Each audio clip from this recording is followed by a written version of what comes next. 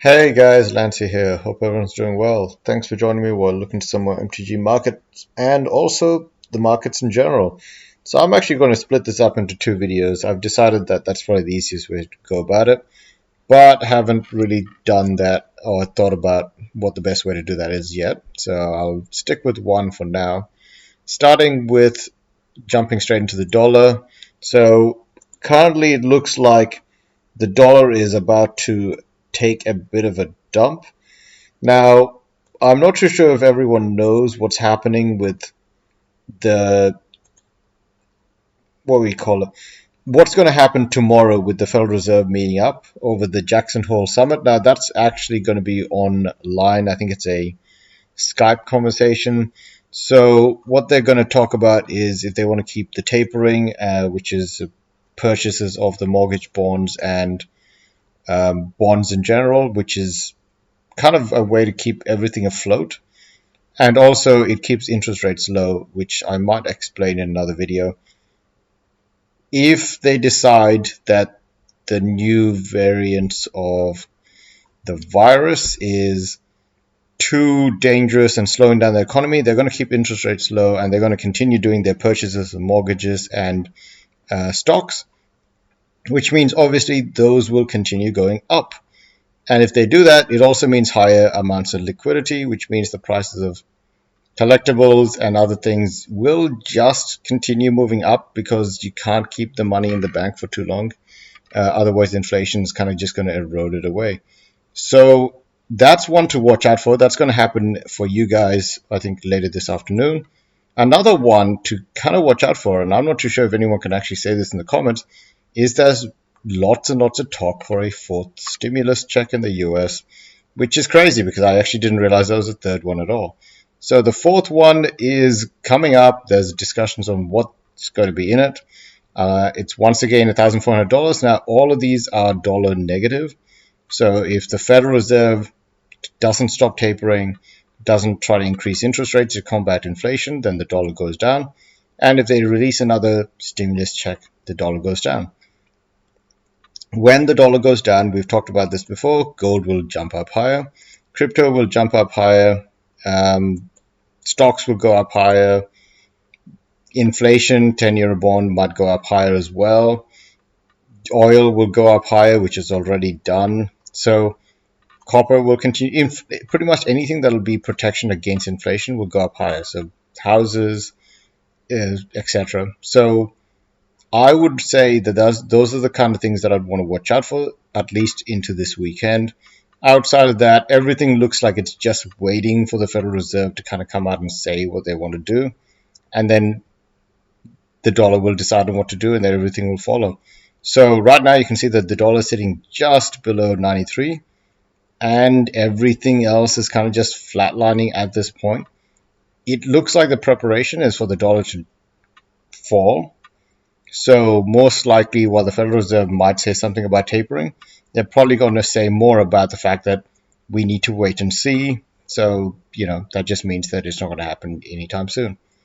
Moving on to Mtg Cards. So we can see that the revised edition Tropical Island, which is the only one I want to cover today, but it's just stable.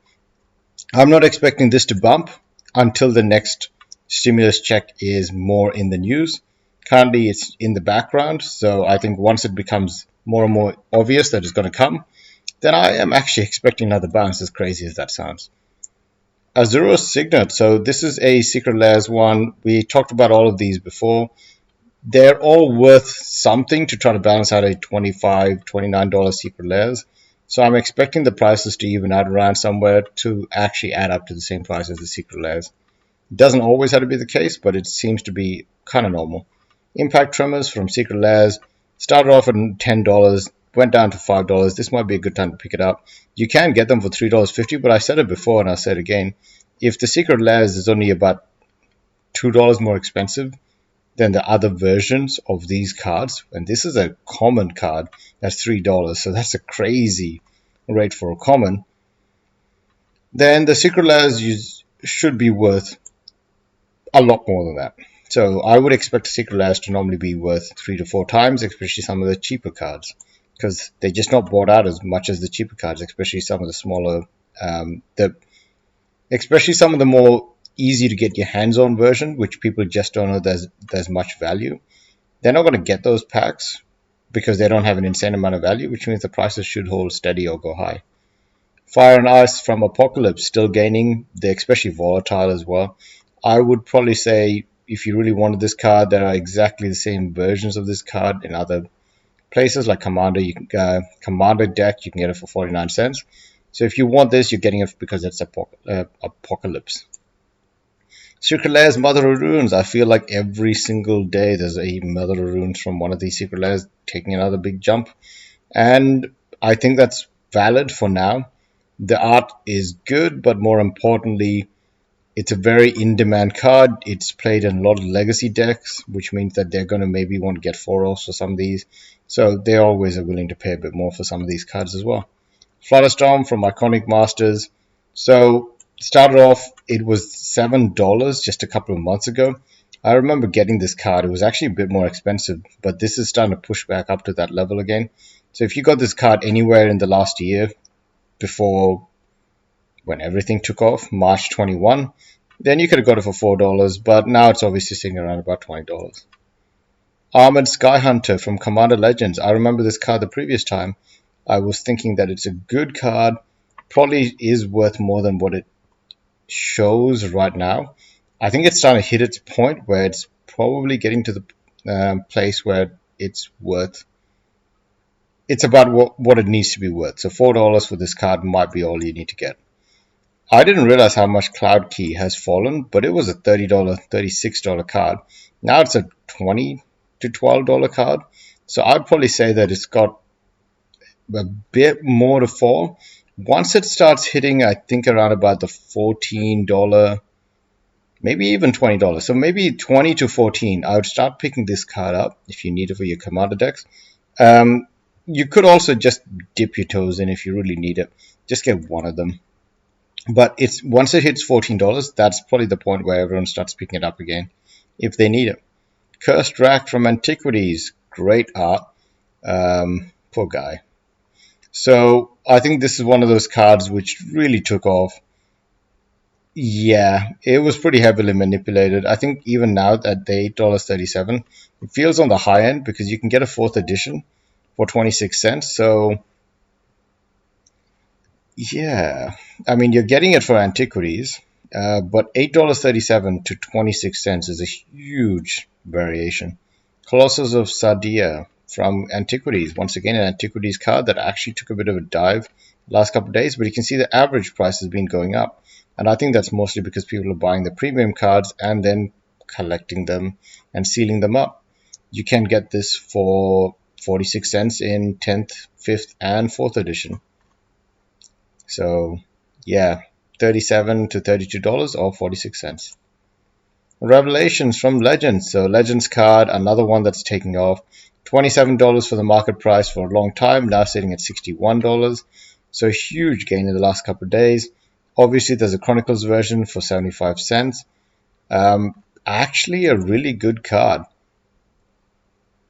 It's just a fun, like a really weird card because you can see what everyone's got in their hands.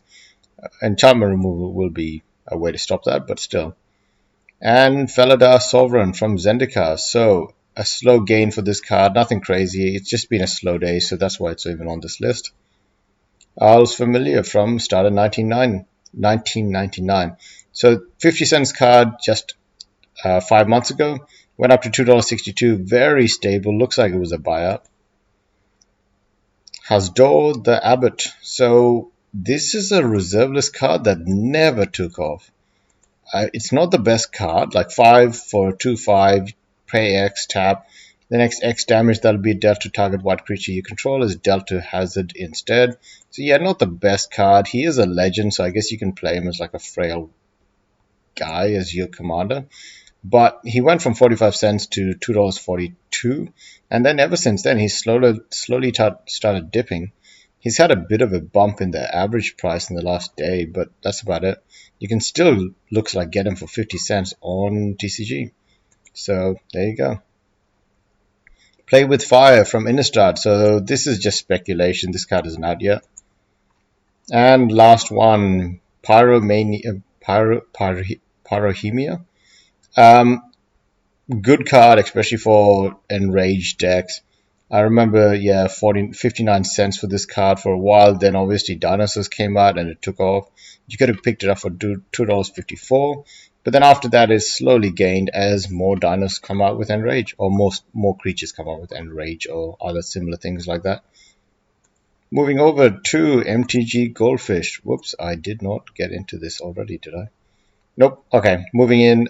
There is actually no movement at all for Standard, so Standard looks like it's pretty frozen. I can see Almanac's moving by 2%, but that's mostly because of Pioneer. So Pioneer, again, there is a 6% movement for Arlene Cord, but that's because it's in preparation for Werewolves. Not the best because she's a flip. Is she flip? She might not be flip, but it's just still annoying to just have Werewolves anyways, the way that they currently have it. A 6% drop for Alhamara's Archive, so that used to be an expensive card, but now it's sitting at about $8. Nothing crazy for Pioneer either. A bit of movement in Modern.